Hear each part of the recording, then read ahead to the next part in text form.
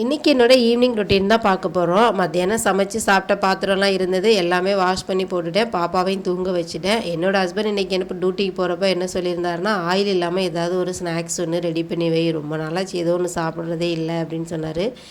சரி, எப்போதுமே சாப்பிடாத கேட்காத மனுஷன் கேட்குறாரு, என்ன செய்யலான்னு யோசிச்சு பார்த்தேன். சரி, ஆயில் இல்லாமல் கொழுக்கட்டை தான் ரெடி பண்ண முடியும், கொழுக்கட்டை செய்யலான்னு சொல்லி நான் பிளான் பண்ணேன். வீட்டில் இடியாப்பம் மாவு இருந்தது, பச்சரிசி மாவு, அதுதான் வந்து 1 கப் அளவு எடுத்துக்கிட்டேன். அதுக்கிடையிலே பால்காரர் வந்துட்டார். பால் வாங்கி பாப்பாவுக்கு பாலும் காய வச்சுட்டேன். எடுத்த மாவில் வந்து நமக்கு தேவையான அளவு உப்பு சேர்த்துக்கிட்டேன். உப்பு சேர்த்ததோடு நல்லா அதை கிளறி விட்டுக்கிட்டேன். வீட்டிலே வந்து நான் எடுத்து வச்சுருந்தேன் பாப்பாவுக்கு நெய் தான், அது ஒரு 1/4 டீஸ்பூன் அளவு சேர்த்துக்கிட்டேன். இது சேர்க்கணுன்னு விருப்பம் உள்ளவங்க சேர்த்துக்குவாங்க, நான் வந்து கொஞ்சமாக சேர்த்துக்கிட்டேன். சேர்த்து அதையும் நல்லா கிளறி எடுத்துக்கிட்டு வெதுவெதுப்பான தண்ணி தான் காய வச்சுருந்தேன். அது வந்து நல்லா கொஞ்சம் கொஞ்சமாக விட்டு மாவை நல்லா பிசைஞ்சு எடுத்துக்கிட்டேன். இடியாப்ப மாவு பதத்துக்கு நல்லா பிசைஞ்சு எடுத்து வச்சுக்கிட்டேன் இந்த அளவுக்கு.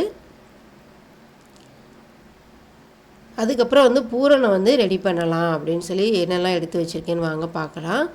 பொட்டுக்கடலை, எள்ளு, இது கூட வந்து வேர்க்கடலையும் சேர்த்துக்கலாம். என்கிட்ட வேர்க்கடலை இல்லை, பாப்பாவும் தூங்கிட்டு இருக்காங்க. சரி, இப்போ கடைக்கு போக முடியாதுன்னு சொல்லி இது ரெண்டையுமே வச்சு ரெடி பண்ணிட்டேன்.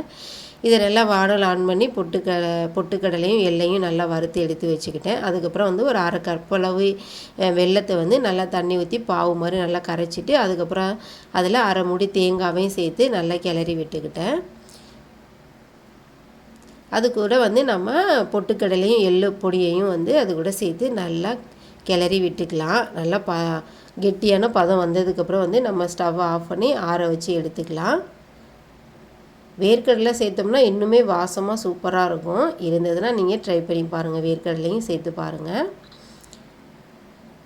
நல்லா கெட்டியான பதத்துக்கு வந்ததுன்னா ஆற வச்சோன்னா இன்னும் நமக்கு திக்காகவே வரும். நான் வந்து மோல்டு எதுவும் இல்லை, கையிலே தான் அப்படியே நான் திரட்டிக்கிட்டேன். எனக்கு கொஞ்சம் மாவு திக்காக இருந்தால் தான் பிடிக்கும், அதனால் திக்காகவே கொஞ்சம் நான் வச்சுக்கிட்டேன்.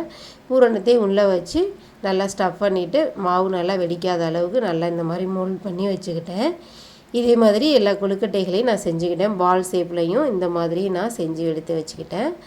இட்லி பாத்திரத்தில் தண்ணி வச்சு நம்ம செஞ்சு வச்ச கொழுக்கட்டைகளையும் அதில் 10 நிமிஷம் வேக வச்சு எடுத்தோன்னே சூப்பரான கொழுக்கட்டை ரெடி ஆயிடுச்சு.